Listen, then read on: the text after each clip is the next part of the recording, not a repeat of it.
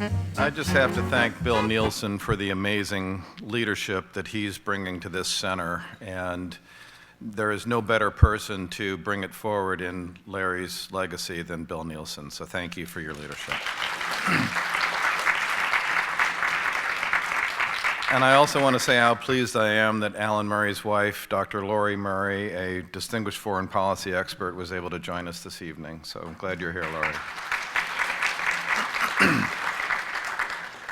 I met Alan Murray when I was appointed by President George H.W. Bush to be Assistant Secretary of the Treasury for Public Affairs, and Alan was covering global economic policy issues in Washington for the Wall Street Journal. It was a contentious time, the savings and loan crisis, a third world debt crisis, contentious negotiations between a Republican administration and a Democratic Congress. Alan was determined to get to the truth, to the essential reality of the world that the world needed to know. My job, as I saw it, was to help him do his job.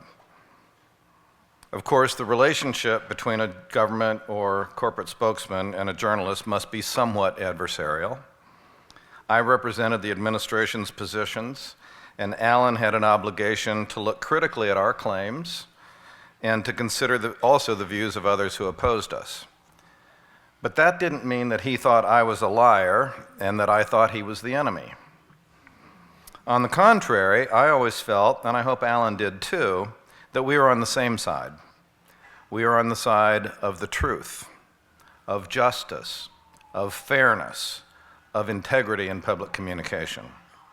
If Alan did his job well, it helped me to do my job, which was to inform the American people.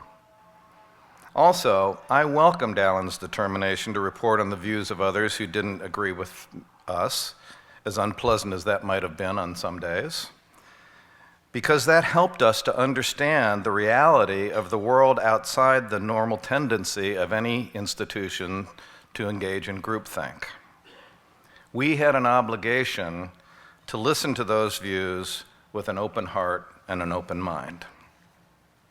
If ever there was a time to embrace journalism's role in holding our institutions accountable, if ever there was a time to reassert our belief in the freedom of the press to do its job, this is that time.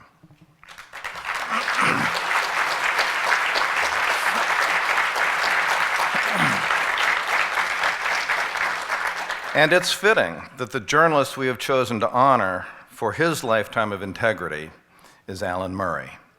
I've followed Alan's career closely for many, many years. Washington Bureau Chief of the Wall Street Journal, Washington Bureau Chief of CNBC and host of Capitol Report, Deputy Managing Editor and editor of the online edition of the Wall Street Journal, President of the Pew Research Center, Editor of Fortune, Chief Content Officer of Time, Inc., and along the way, the author of a number of books, including the acclaimed Showdown at Gucci Gulch.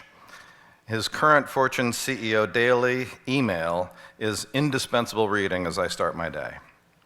Through it all, a relentless search for the truth, for context, for fairness, for reality.